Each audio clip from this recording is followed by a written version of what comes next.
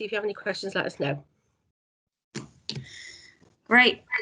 So you all disappear from my view now, and I just see the slides. So Andrew's going to flag if there's any questions or if there's anything in the chat. So don't let that stop you from asking questions as we go along. Firstly, thank you very much for joining us tonight. It's the first time we've done one of these. We're going to record it for people that can't make it. It's a bit of a trial for us. If it works, we'll probably do more. Bear in mind, we're live, things could happen, tech could go wrong, my dog could run in, as she is wont to do during Teams meetings. So just bear with us if anything like that happens. Want to keep it quite informal tonight and be very open and honest when I'm presenting. So make a start. The reason why we're doing this tonight is because we've got some feedback towards the end of last year, and it was that we hadn't properly explained the context of the forum and where it sits in line with the programme that we're all working on. So we want to make time to do that with you, and this essentially is the programme. So we report into Tynwald, who've mandated the Climate Change Action Plan. They did that a year ago, actually just over a year ago, January 2020. Underneath Tynwald, we have a transformation board, which is made up of 6 politicians, of which Mr. Peake and Ms. Paul Wilson are part of that board, and they represent the Citizens Forum on behalf of the board. The Chief Minister also sits on that board too. Underneath them, we have a steering group, and that's made up of CEOs from the different departments around government, as well as Phil King from Manx Utilities, because they're a key stakeholder of ours. And underneath that, the team, and that's where I sit, and that's where Andrew sits, and that's where a few of the teams sit that are here tonight. We also work with cross-government working groups on some of the strategies we're developing. So we're working at the moment on the energy strategy with Ove Arup, and they will be presenting to you a week today on the work that they're doing around our energy journey and how we're going to get to 75% renewable energy by 2035. And the other strategies we're working on again towards the rest of the year.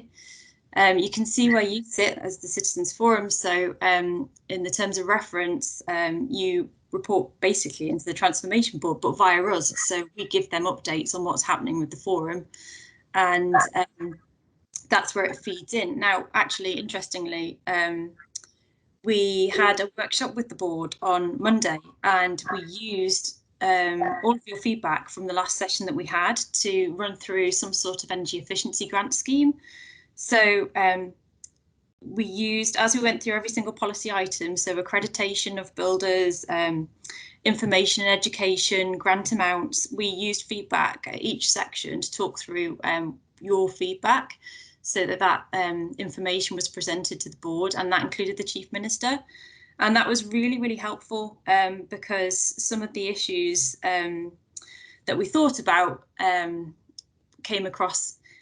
So some of the issues that you had raised were then raised in that board, which shows the feedback loop working in a circle, so that your feedback's going straight to the board, basically. Obviously, we have the other key stakeholders that we work with too, and I've listed them at the bottom, although we're generally working across the whole of government as a programme. So at the very first session that we had, if you remember that far back, we put a list of words together, like a word cloud on the board, and this is what I formed from that word cloud. So it's a bit of a statement which represents the top words that we use. So working together towards net zero for a clean, green and secure future for our island, where people will be prosperous, healthy and safe. Those were all the top keywords in that word cloud from that evening. And underneath here is the terms of reference for the Citizens Forum, because we're very keen that people actively participate in shaping our plans and the policies that we're working on to get to net zero by 2050 fairly and inclusively. So we basically treat the Citizens Forum as an extended focus group to get that involvement and the feedback that we need as we work through our action plan and subsequent action plans to get to net zero. In the UK, you may have heard of the Citizens Assembly, which was quite popular.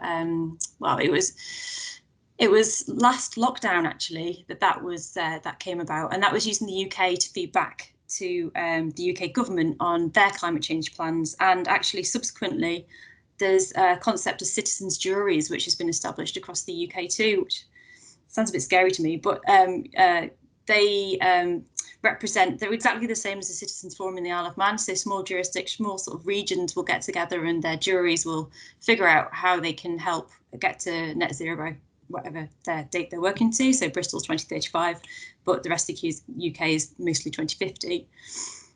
I thought I would just share some information on how climate change affects the Isle of Man. Whenever we present information to you in the context of the Citizen Forum, we'll make sure that it's factual and accurate, and we can authenticate the source of the data. So this data comes from a scoping study that was done on behalf of Isle of Man government by a company called Icarus. The lines that you want to look at here are the blue, the royal blue colour, and the red colour. They represent the Isle of Man temperatures. So the red colour represents Ronald's Way, which was taken from 1947, and before that it was from Douglas. And you can see there that there's if I was to draw a trend line in this graph, you would see that there's a trend going upwards, basically, in terms of the temperatures on the Isle of Man. This information was given to me by the Adrian Cowan at the Met Office in the Isle of Man. He's actually said that he will do a presentation just on the weather and climate change and the impact on the weather on the Isle of Man. If that's of interest to you, we could do another webinar. He is the scientist behind this, so I can't profess to knowing everything in detail, but I think you can relate to some of these issues that we have, particularly winter flooding. Scientists expect that extreme rainfall will increase by 10% between now and 2100. So you may have seen yesterday that the budget was announced and there was more funds given to flooding in terms of climate change adaptation. So 6.3 million was given to increase the scheme that helps with flood prevention and climate adaptation. And back in 2019, the chief announced 60 million to be given to a flood defence team to protect the island from increased flooding. All of our coasts are at threats from rising sea levels. You can see various maps if you look online which show you the coasts. In fact, you can see them on a government site called IOM Flood Hub, which is quite a new site, which will explain where the areas of flooding are on the island. That picture obviously is from a storm surge out at Laxey. I was going to throw in some pictures here of all the erosion that you can see on the coasts, but it would have taken up the entire presentation. So yeah, we had a chat the other day with Department of Home Affairs, and they've just invested in storm pumps because they are seeing so much flooding that they're now having to invest in the increased infrastructure to cope with the floods that they're seeing on the island. So it's just to show that actually the Isle of Man is being affected by climate changes, and as the rest of the world is. So yes, I don't know if I've presented this to you before. This is the CO2 emissions from 2018. We work in a 2-year lag in terms of our CO2 emissions, which is quite normal. The UK the same, Jersey, Guernsey are the same. And we're just reviewing that at the moment, actually. But last time we met, we spoke about residential energy use and from heating systems and hot water. So that's 34% of our emissions. That's increasing 3% each year. That's our biggest area. Next time we meet, we'll be talking about energy supply, which is 22%, which is the use of the basically the plant at Pulrose and the diesels out at Peel, Ramsey. Transport is 18%. That's mostly cars and motorbikes. We have 65,000 cars registered on the Isle of Man. We have around 5,000 to 6,000 motorbikes. We only have about 420 electric vehicles at the moment. Agriculture is 12%. That's mostly from the production of raising of cattle for dairy and for meat, really, in terms of methane. And then business emissions come from manufacturing, construction mainly, and also commercial refrigeration. So that makes up, that's the makeup of our CO2 emissions. So it gets us to around 840,000 tonnes per year, which is not insignificant. So that is I thought I would just talk you through the programme progress to date. Apologies if some of you know this, but the programme started back in May 2019 when the Chief Minister recognised the climate emergency and gave a promise that we would reach net zero, and very quickly appointed Professor James Curran to write the impact report, which is a brilliant report. If you have time to read it, I would really recommend it. And from that, in January 2020, the phase 1 action plan was put together with 60 actions in it across 10 work streams, and a budget of £10 million was committed, and we started work on the climate change bill.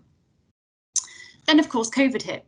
So some of the resources from the team were put into COVID, others like Fiona, who's on the call tonight, cracked on, and got a progress report to Tynwald in July explaining what we were doing, and the climate change bill started its consultation phase. By September 2020, everyone was back in and the team were put in place. We established the Citizens Forum and the bill started its progression through the keys. Obviously our first forum was held in October, and we started to prioritise those 60 actions based on what we could do, which would achieve the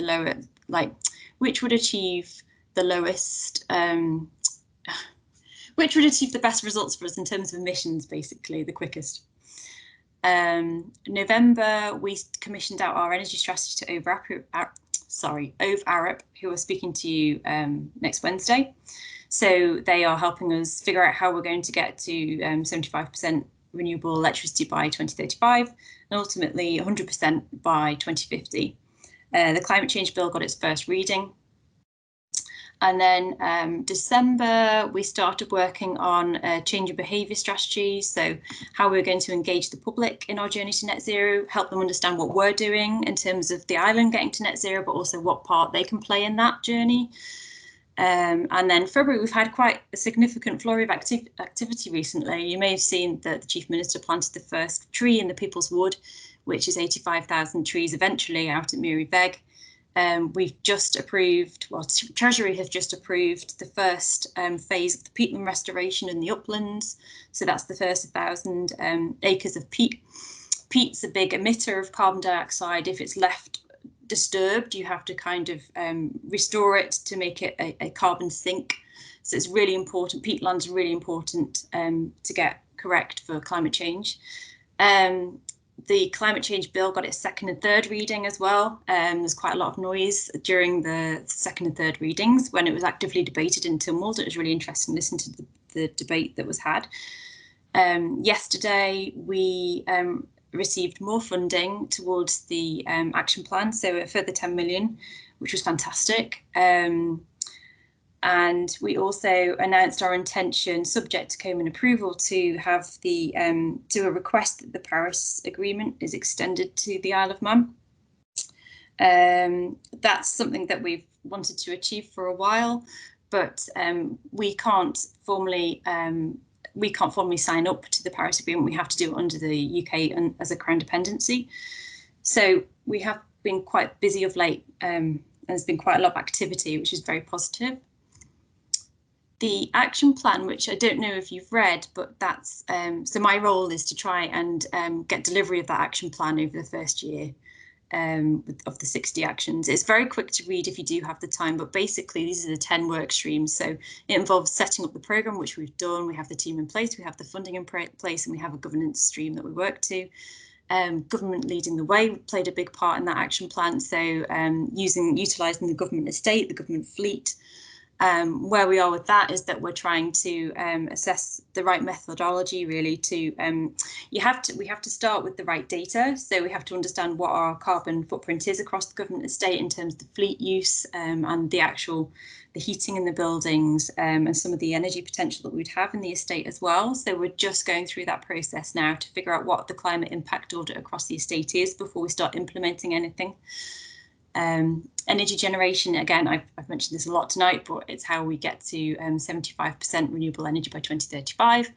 Residential homes is more about the grants and incentives we can give and the upskilling of the workforce to be able to retrofit the homes, the existing homes that we have on the island, as well as introducing in the bill the banning of fossil fuel heating systems from 2025.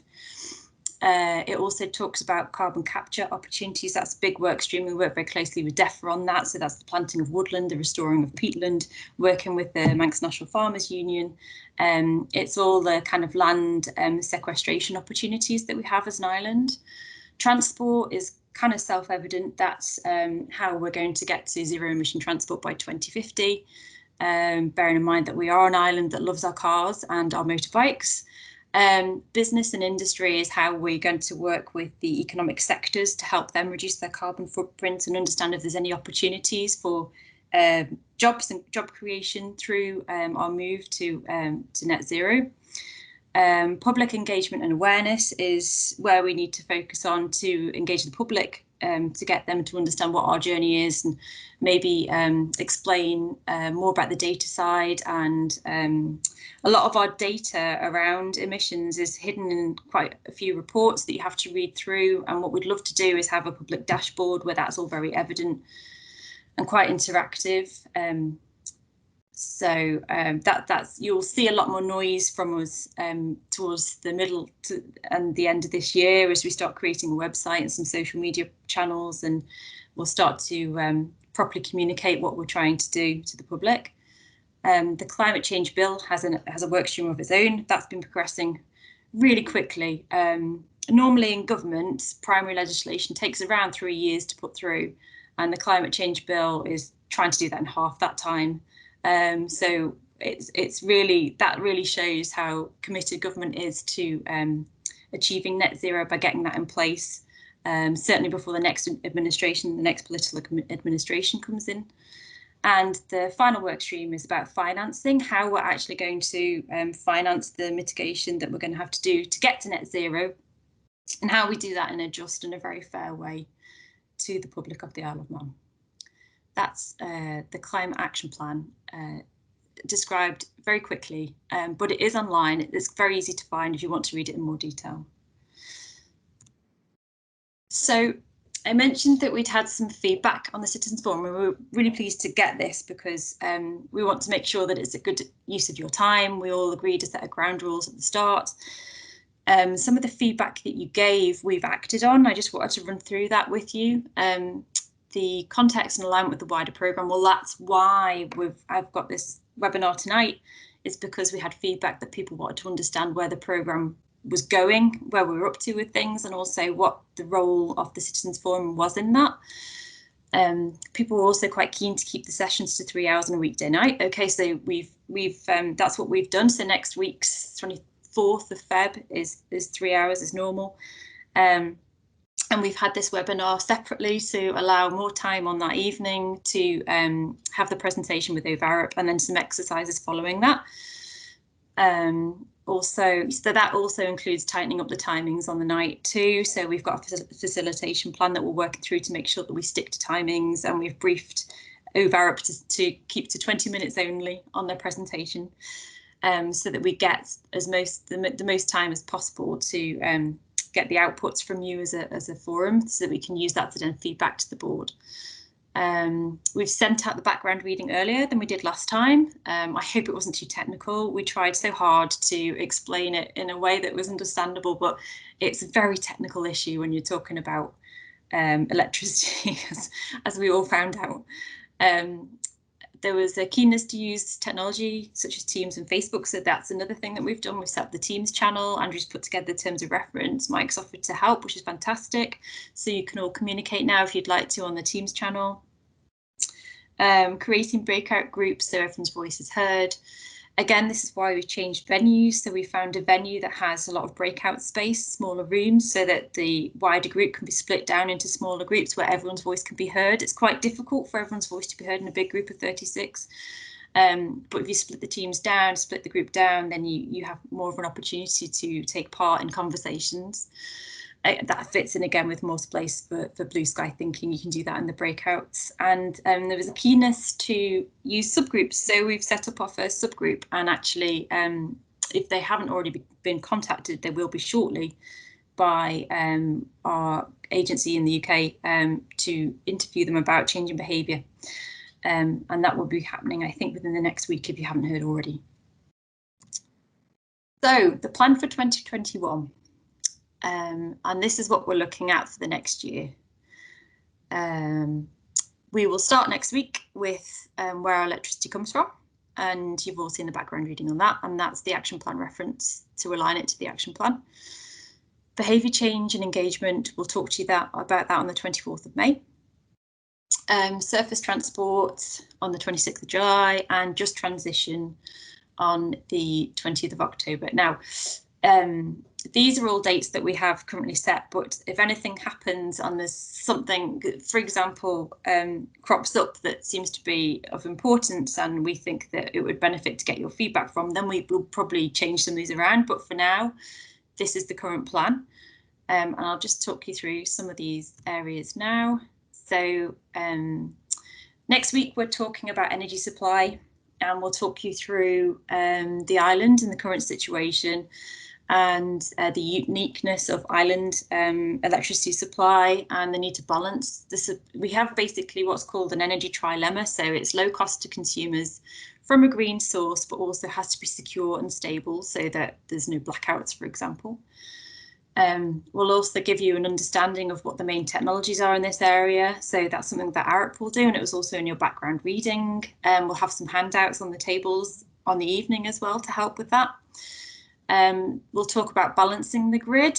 That's quite technical. It's also called dispatchability. That's what Arup refer to it as. So basically, if you can't rely entirely on renewables because you're dependent on the weather conditions to do that. So you have to have some sort of backup to balance that off. And then given all of those considerations, what might be the best generation mix for the island going forward so that we get to net zero by 2050. Behaviour change and net zero living. So we'll talk about the change curve and how people react to change. You may have come across that before. It's quite popular, the change curve.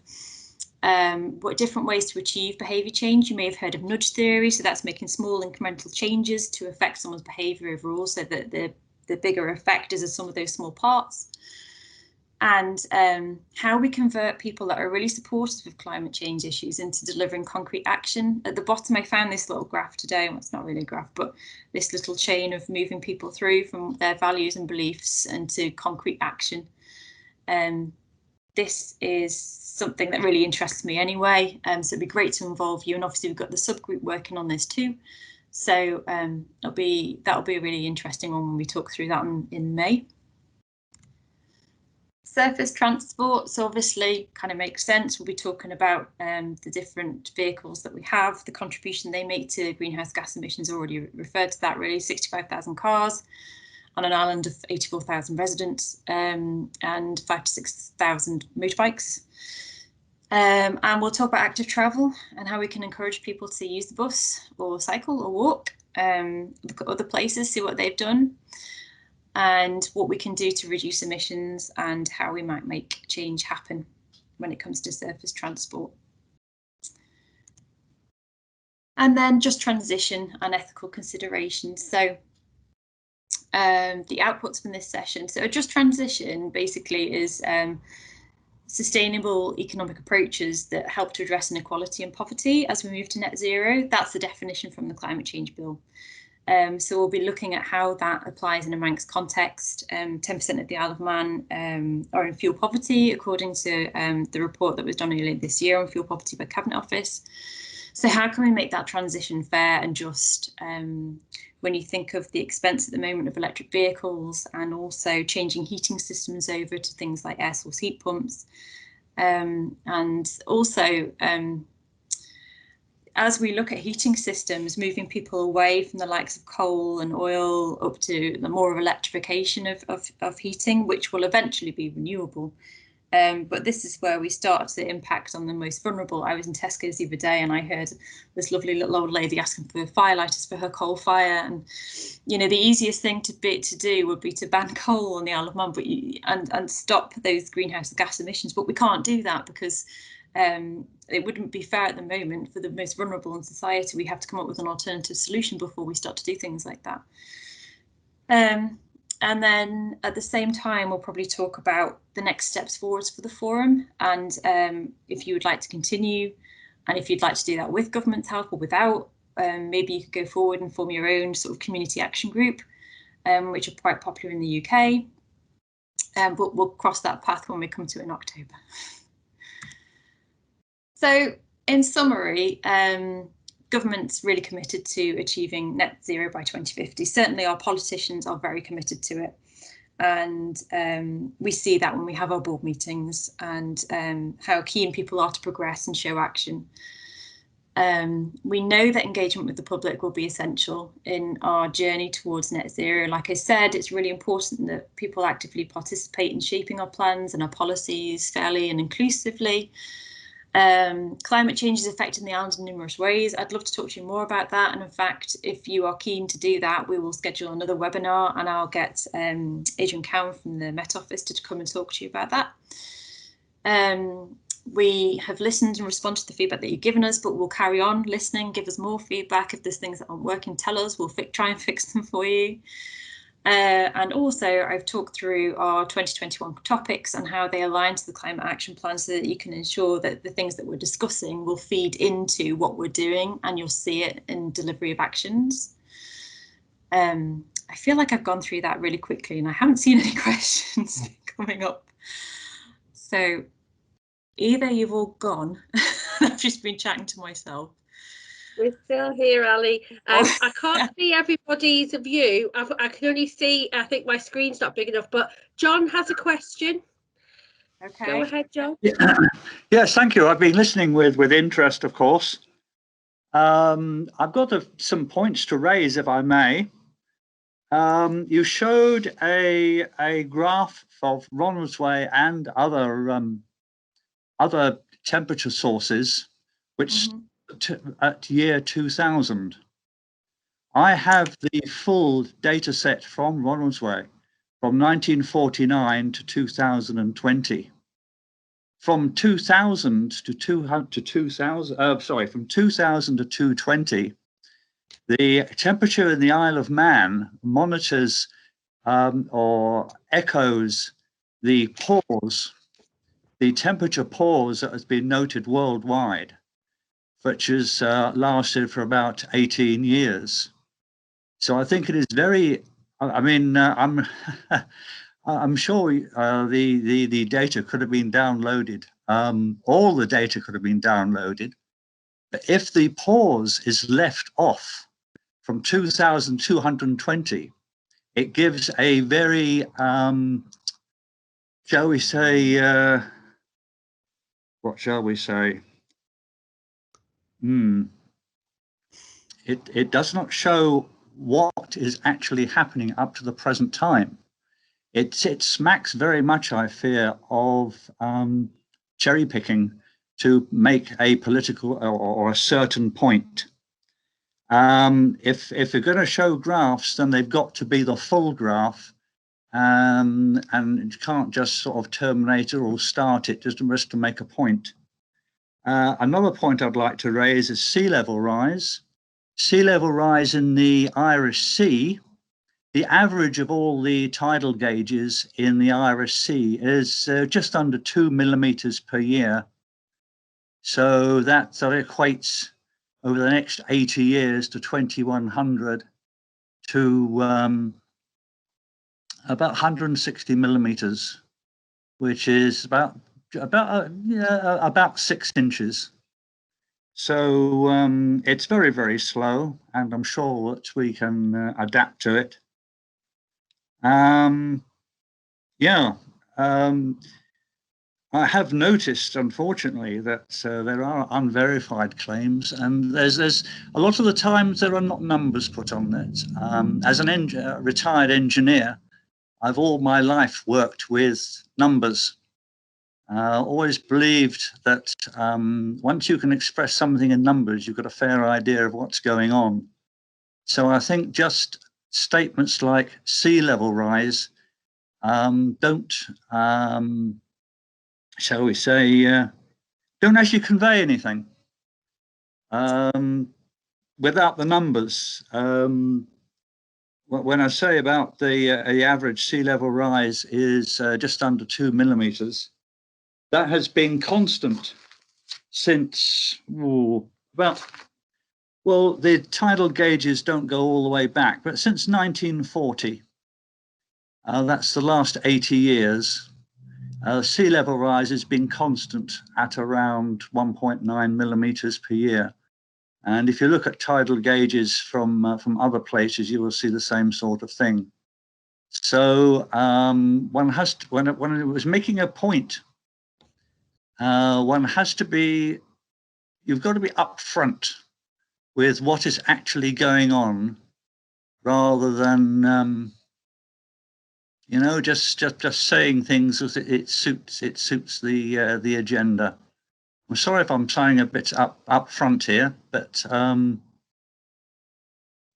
I've done my own research, and this is what I find. Perhaps you can comment on why you've left out the Ronaldsway data from 2000 to 2020. All the data from Ronaldsway is available to anyone. It is. Anyone who's got a basic knowledge of Excel can download the data and produce the graphs which show you what's going on. So I wonder if I can show you. I expect our sixth formers could do that. The data that I have used comes from a report that I have in front of me, actually, that has a number of graphs in. The graph that I showed you goes back. I think you can only really look at data trends when you look at a really good stretch of data, and the data that we have goes back to 1878, I believe, when records began in Douglas, but Ronaldsway only started about 1947, 1949, I think. Yes, it's 1949. Yeah, so that's the data set that I have. But why does it stop at 2000 before the pause, before when the temperature stopped rising? Could be perhaps because this report, what date is it? Sorry. Well, I don't do any reports. I just do my own. I do my own research, which is what a lot of people. Well, anybody can do it. Lots of people do. Yeah. The trouble is, when you commission reports, the person who's writing the report often knows what you want to hear. Yeah, Mike's published some really interesting information in the chat there.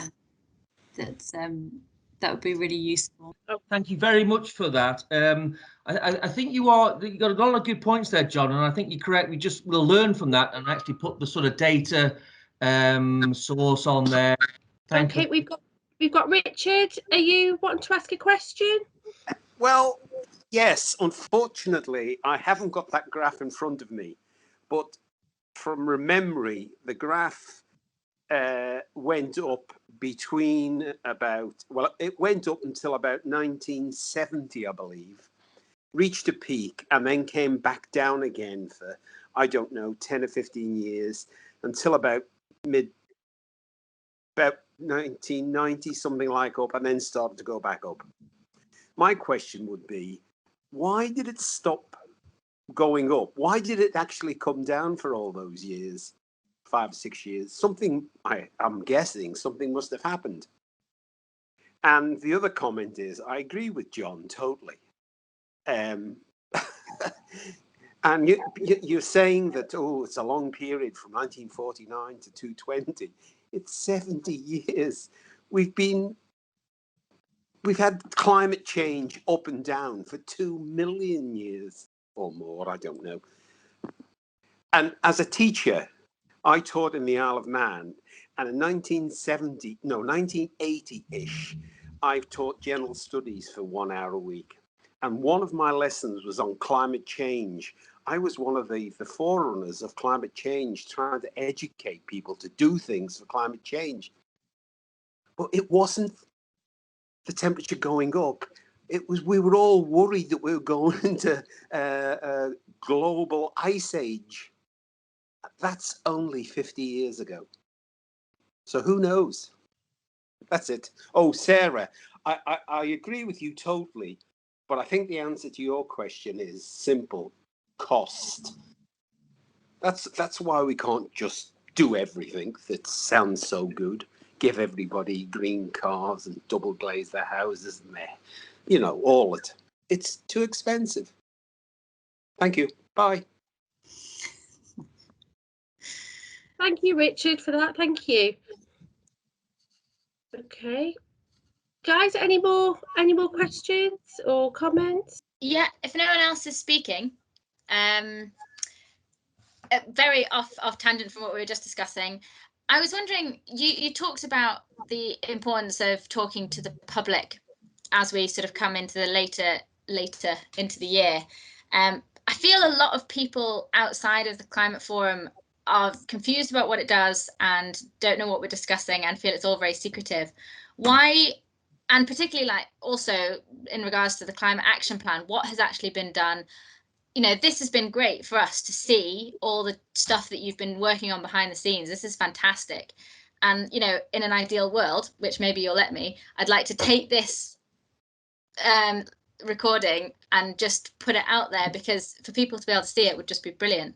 So my question is, long story short, are you sharing the stuff that you're doing in terms of action on the Climate Action Plan now? And if not, why not?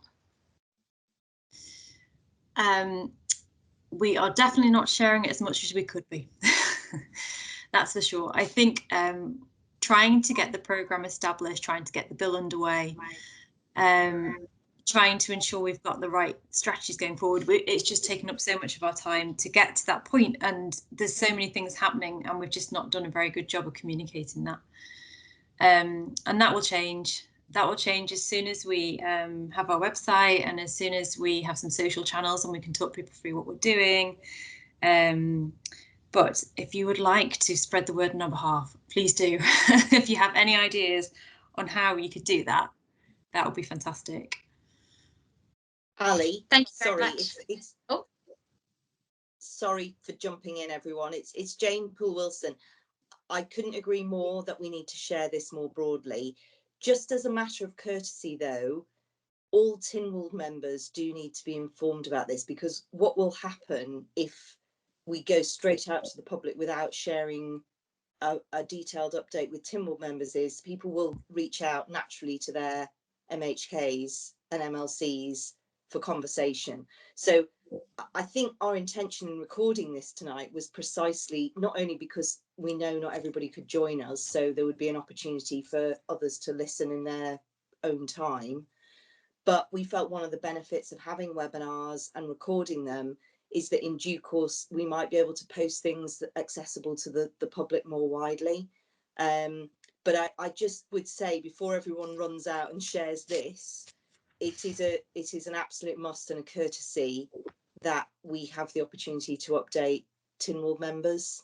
So can I ask that people don't share more widely outside the Teams chat until that clear information is given? It's just really, really important, and I hope you can all understand why. Yeah, do you have a timeline for that? There is a report going to Tynwald in June, but that means with Tynwald timelines, it actually has to be ready by the end of April. And that report will have in it the plan for what we're going to be doing over the next 5 years, but also a progress report on where we are with the current action plan. So that is going to happen, and there will be a progress report that will be publicly available at that point. It's just how we get some information out in the meantime as well. So it's Jane again, just butting in. Sorry, everyone. I mean, I think my personal hope, is that there will be a presentation to Tynwald members anyway in-house ahead of that, just to update them on various things. And I would hope that as things are shared with Tynwald members more broadly, the Citizens Forum can also publicise actively what's going on. But it just has to be thought about. We can't just kind of, I hope you understand why there is a good reason why you have to communicate with some people first. Yeah. One final thing on that, and then I'll be quiet and let someone else ask a question. Obviously, keeping Tynwald members updated so that people can come to them with the questions that they have about it is really important, and I do totally understand it. But that does seem a really slow response for us to be able to share what's going on here. Like, this is exciting stuff, and I think people want to know about it. is there a balance that can be struck between not being able to say anything other than what you released in the reading before the meetings and then what happened in the meetings? Is there a balance between releasing some of the progress or general ideas of what's happening, with having to keep some things until you've told Tynwald, or even can we think about whether we can just share stuff, and if Tynwald members are asked questions, that they direct them to the experts who know, which is this team? Yes, this is Ralph Peake. I agree with you, Sarah. I think I'm down to ask the members of the Citizens Forum at next week's meeting in response to a question that I was asked in Tynwald by Laurie Hooper, and that's to get the members' permission to make themselves publicly named available. So that'll be up to the members to see if they agree to that. But I said I'd do that, and I agree with you, Sarah. I think that's something we can agree then amongst the forum to see what information can be released earlier, and then Jane and I can then go to the Tynwald members and let them know what we're doing. So there is something to be worked on, Sarah. We don't certainly want to wait till June before anything's released. I totally agree with you there. Yeah, we will do that next week. Thank you. I'll be quiet now.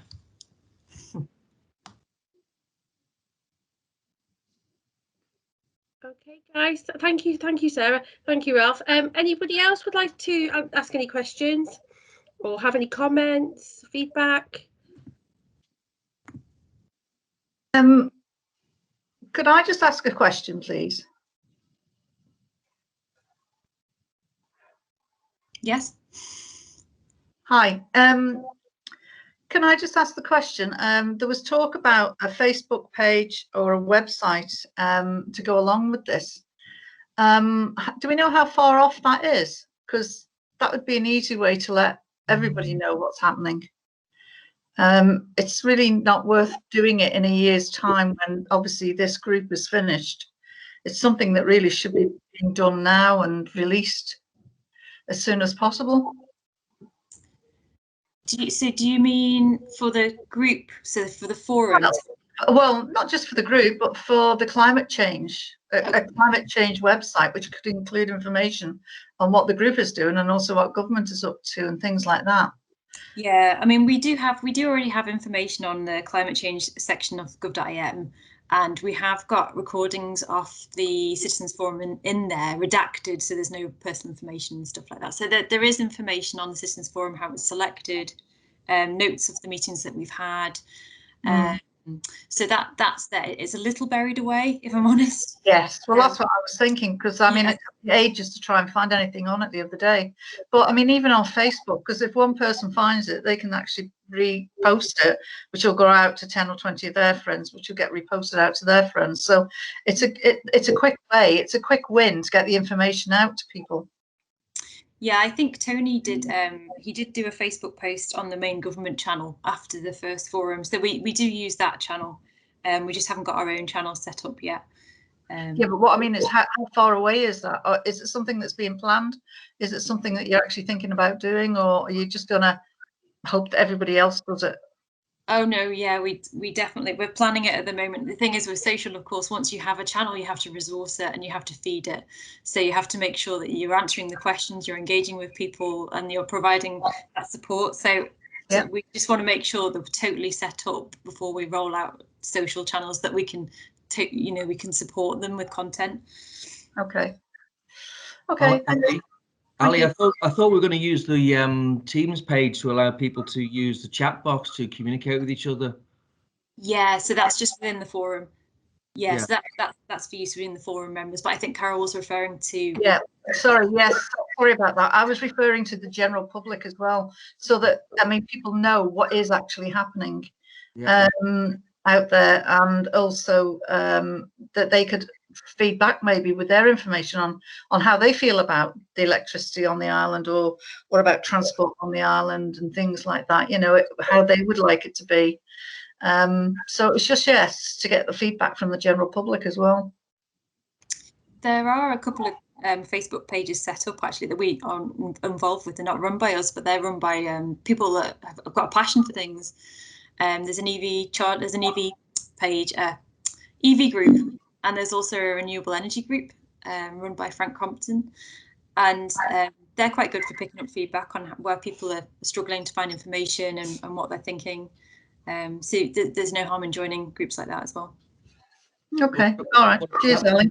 What about having a subgroup then from this forum who, if they want to look after a Facebook page, then at least it's semi-government, it's got a connection, hasn't it? I think that's what the point is.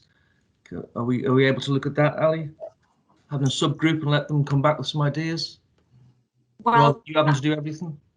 That will kind of be shaped by the subgroup on the behaviour change group anyway, so that's part of that. That's great. Okay, so what's the timeline on that then, Ali?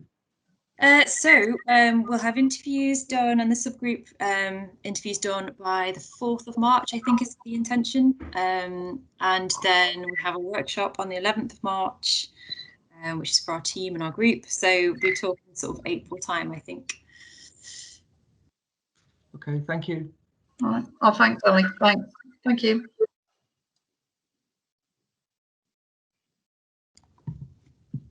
Guys, Mike's very kindly shared some links on the for the Facebook groups on the group chat.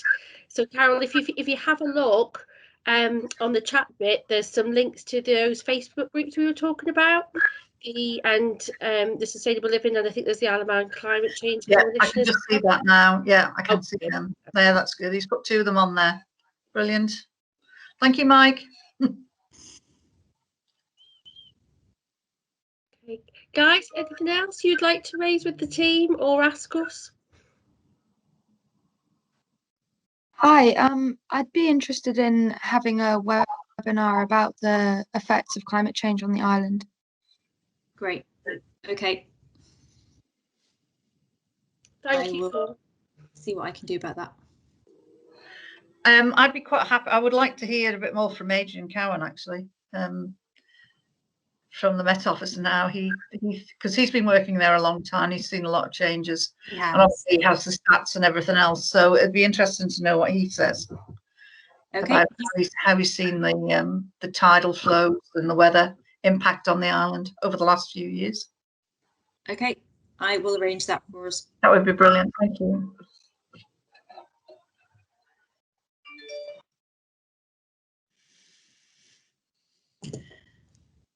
Okay.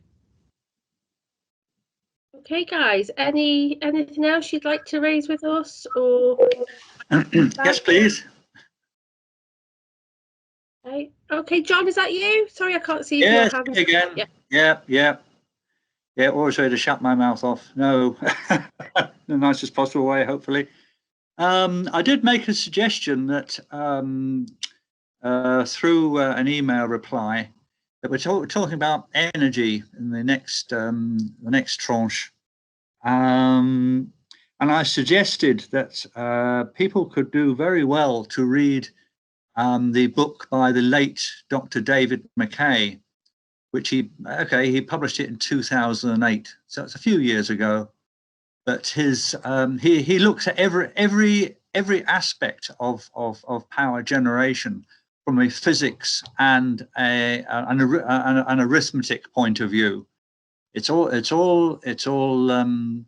say physics and arithmetic. He was the chief scientific officer for the UK government for quite a while. It's a downloadable PDF. His widow has made it available to be downloaded for anyone can use it. And he if you want to understand how the ramifications, the various means of generating energy, UK wide, of course, is how he was looking at it.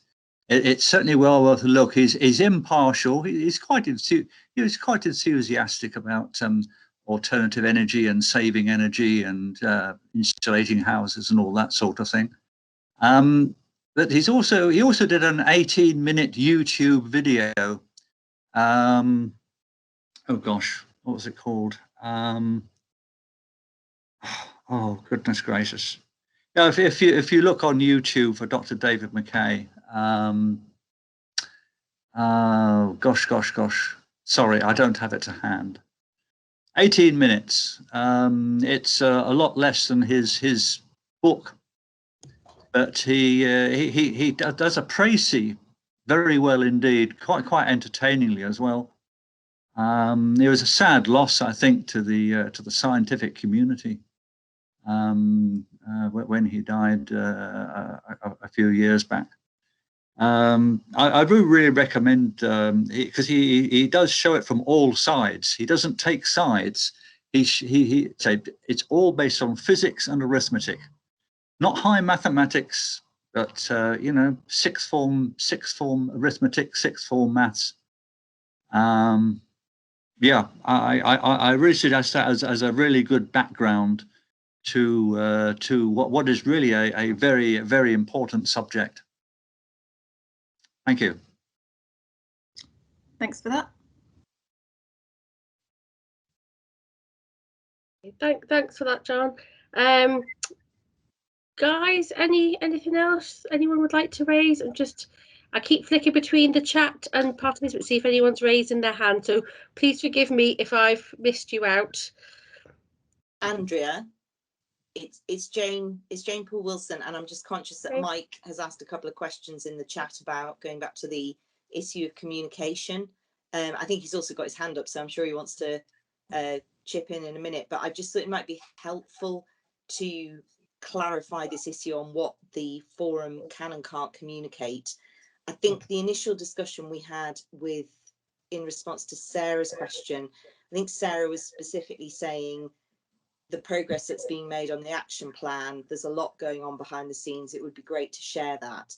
I think that bit of what we've presented tonight is the bit that also needs to be shared with Tynwald members.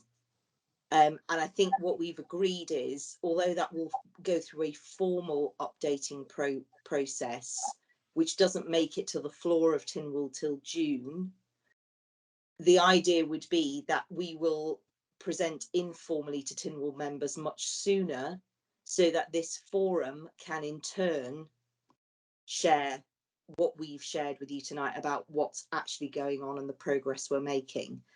But separately, and I think this is why I wanted to say it, because Mike was saying, isn't that a change from current policy? I think anything that you chat about on this chat is for you to communicate back with your stakeholders. And that reading that we send out to you about energy, the conversations that we have, that you have before next Wednesday, that you have after next Wednesday, those absolutely should be going on. So I hope that makes it clearer. I hope that helps.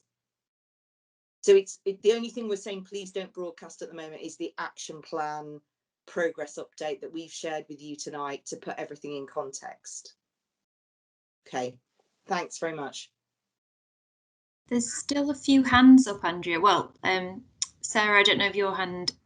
Okay, yours just disappeared. Once they go up, whoever's put them up has to put them down. I have tracked, because I think they've been up there from previously, unless I've missed anybody. Okay. Okay, guys. So I've not had anyone. Anybody else got anything? Okay. I want to really thank you so much for taking part tonight and giving up your, some time in your evening. It's been really useful, and it's been great to see you all, as many of you online. It's been great, thank you. Would you like to have any finished closing comments, Jane, Ralph? Well, no, just to thank you very much for that. I think it's been a great start. There's been some great positive feedback here. People have enjoyed it. So that's been one of the aims of tonight, is to try and get some enjoyment back into this. And we look forward to seeing everybody next week on next Wednesday night. So thank you very much, Ali, and thank you, Andrea. And thank you all the members. It's great to see you all. Ditto, everyone. Thank you.